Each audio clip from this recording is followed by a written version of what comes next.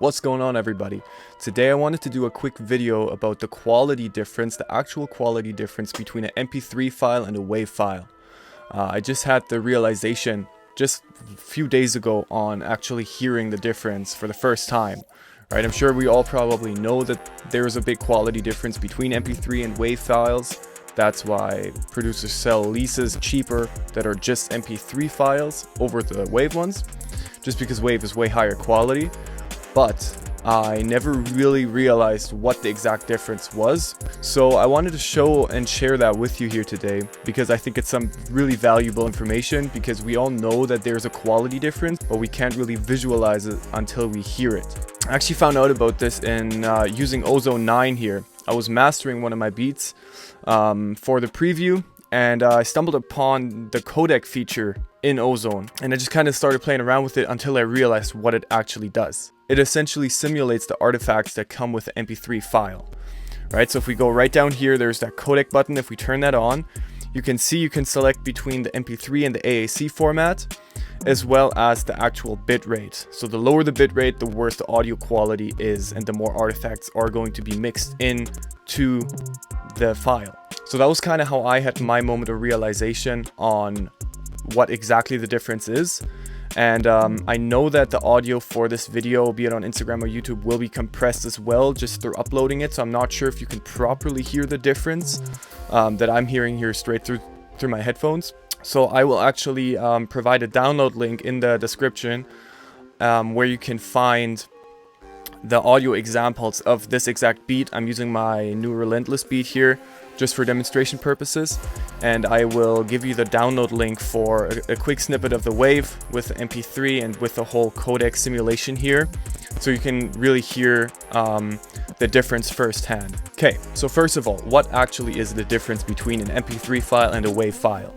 So an MP3 file essentially is just a compressed WAV file. And when I'm talking about compression in this regard here, I'm not talking about audio compression where we lower the levels or adjust the gain, but more so about actual file compression where we reduce the size and the information that is within this file.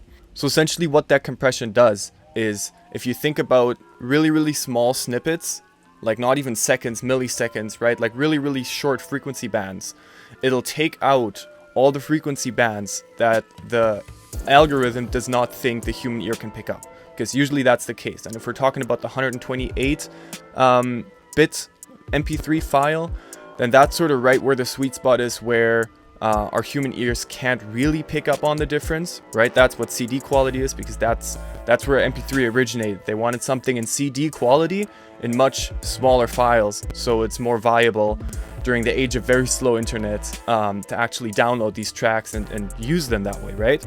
And that is true for the most part, especially again at around 128 bits.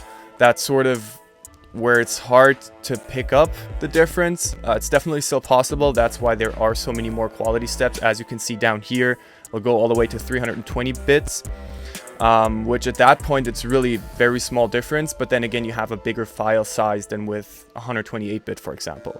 That's why 128 is sort of the industry standard, because it gives you the best of both worlds. We have a very small file size in comparison to the WAV, but you still have most of the quality. However, what comes with this compression is so-called artifacts that you'll start hearing in the MP3 file in the end, right? So you'll hear little pre-echoes, doublings, a reduction in low end. There's all these artifacts, and I'm sure everybody who's been on Instagram looking through beats, for example, has noticed that Instagram does a ton of compression, because obviously a platform like Instagram that gets so much data pulled into it, they need to compress a lot so they can manage those file size and not have each Instagram post be a 15 megabyte thing. That's why the audio quality sounds like trash on any Instagram beat. That obviously didn't have anything to do with the mixing or the beat itself, but just through the compression that Instagram throws on it, it reduces quality dramatically. So now that we've gone over the basics of what actually the difference is between MP3 and WAV and why it exists, let's actually have a couple sound examples here. Now again, I'm not sure if this will translate properly in the video, but we'll just give it a go anyway. Okay, so we'll start with the codec being off. So this is going to be the raw WAV file, so the purest of qualities that you'll get. Right, I made sure that the beat that I imported here is also a WAV file, so there was no compression previously done to it, no file compression. So let's give that a quick listen here.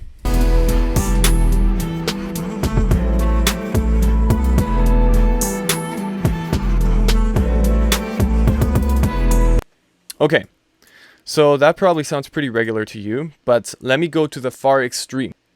Let me go to 96 kilobits per second here to really drastically decrease the quality, and you might be able to hear it.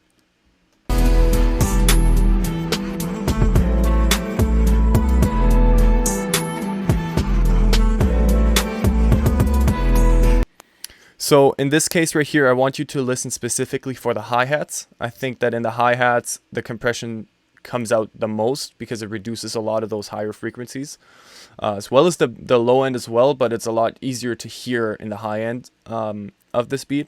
So especially if you listen for those open hats, you'll really hear how it sounds really muddy right at that top end.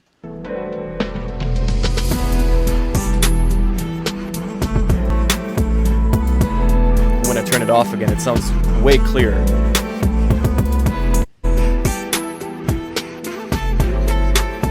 Right, so this is obviously an extreme, like the 96 kilobits per second bit rate is really low, and nobody nowadays should realistically be using it.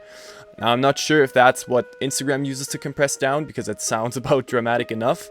However, the 128 kilobits per second, that's really, as I was saying earlier, that's really sort of the industry standard. Right, so with that, you'll reduce the file size from WAV down to MP3 if you're using 128 kilobits to almost 10% of the original size. So if we're looking at a 3-minute song as a WAV file, on average that's going to be around 30-35 megabytes or something like that as a file size, right? Whereas 128 kilobit MP3, that will translate roughly into about 3 megabytes. So a lot less, obviously. Which is the whole goal with this. So let's see how 128 kilobits per second compares to raw WAV file.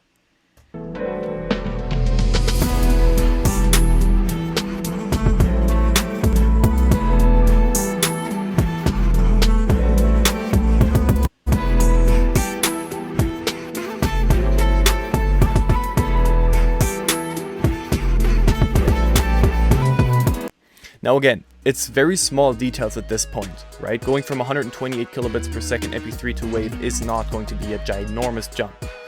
However, it is still noticeable in especially those open hats, specifically with this beat, with the type of hats that I was using. The open hats really suffer under this compression here. Another thing that Ozone 9 allows us to do is to solo the artifacts that the compression essentially adds on top of the actual file.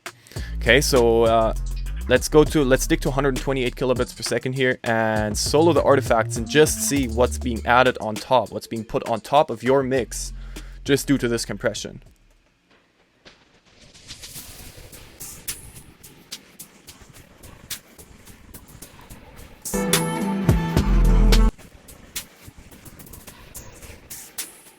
So you hear that that's very muddy and it sounds very compressed. Right? Again, not in an audio compression way, but in a file compression way. You lose a lot of the quality, a lot of the clarity, most above all. Right? So if we go to 96 kilobits per second here, it's going to be really extreme.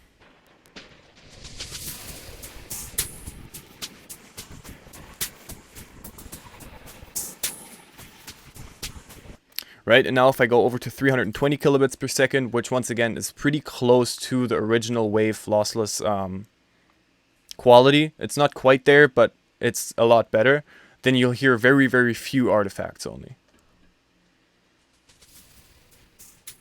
It's just very minor. It's very far in the background. Now if I switch to 96 again,